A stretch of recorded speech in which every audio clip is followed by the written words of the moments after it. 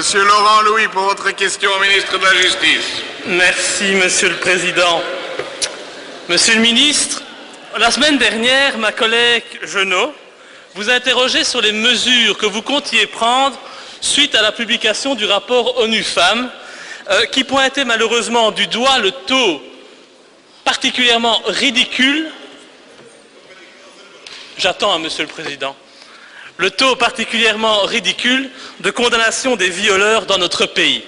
Alors, pour une fois, j'ai envie de dire, c'était une bonne question, mais vous n'y avez pas répondu.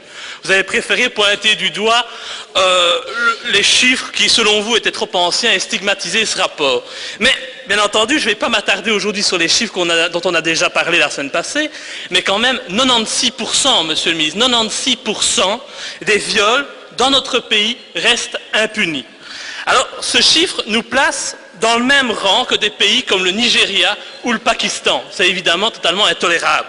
Et n'oubliez pas que derrière ces statistiques, il y a évidemment des femmes qui souffrent terriblement d'avoir été salies au plus profond d'elles-mêmes sans que la justice ne puisse leur apporter le moindre réconfort. Alors, Monsieur le ministre, ce que je voudrais vous demander, c'est si votre gouvernement a enfin l'intention de lutter contre ce laxisme qui tend à se généraliser à travers le pays. Prenez-vous véritablement au sérieux les délits à caractère sexuel? Et si oui, comptez-vous par exemple faire usage de votre droit d'injonction positive pour demander au parquet de poursuivre plus sévèrement les auteurs de tels crimes? Aussi, je pense qu'il est temps aujourd'hui d'appliquer la tolérance zéro. Je sais que c'est un principe que vous n'aimez pas du tout, mais moi je l'apprécie beaucoup parce qu'il a comme objectif de rétablir l'autorité de la loi dans ce pays qui en a véritablement bien besoin. Alors, Monsieur le ministre, permettez-moi de vous demander tout simplement quelles sont les mesures concrètes que vous comptez prendre. Vous savez, en ce qui me concerne, je réclame une prise en charge thérapeutique et multidisciplinaire des délinquants sexuels, mais également leur fichage dans un registre national et également un contrôle effectif après leur libération de prison.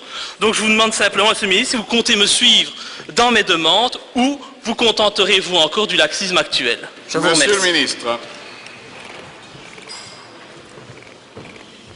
Monsieur le Président, chers collègues, c'est clair que tout ce qui est violence contre la femme, c'est une priorité. Et donc il y a un plan d'action, il y a un plan de sécurité qui a été établi pour 2008-2011. Et on va renouveler ce plan d'action et donc ça restera une priorité. Je n'ai pas l'intention de créer une banque de données tout à fait spécifique ou limitée à ce genre de délit. Je crois que nous devons travailler avec les banques de données que nous avons et essayer de travailler par exemple avec le VICLAS, Violent Crime Linkage Analysis System. Donc c'est un système international qui est d'application, et il y a aussi la base de données eMatch et il y a aussi la BNG. C'est l'ensemble des systèmes d'information de la police intégrés destinés à soutenir les missions de police judiciaire. Donc je crois que nous avons les banques de données. Je ne vais pas créer une nouvelle, mais je suis tout à fait d'accord de dire que c'est une grande priorité. Et donc l'essentiel, c'est maintenant, sur base des évaluations qui ont été faites sur base du plan existant, nous allons maintenant inviter, ce qui n'a pas été fait en affaires courantes, la conférence interministérielle qui précisément sur tout l'aspect des délits sexuels a préparé des dossiers. Nous devons donc prendre en accord avec les communautés toute une série de mesures pour intensifier encore cette lutte contre ce genre de délit.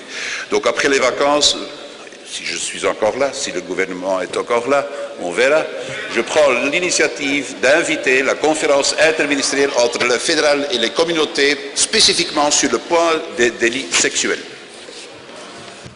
Monsieur Louis. Merci, Monsieur le Président.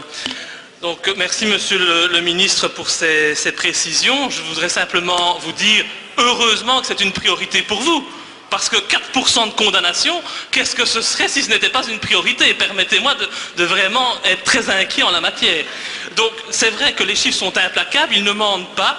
Et en matière de poursuite des viols, avouez que notre pays est véritablement un cancre. Les violeurs s'en sortent trop facilement.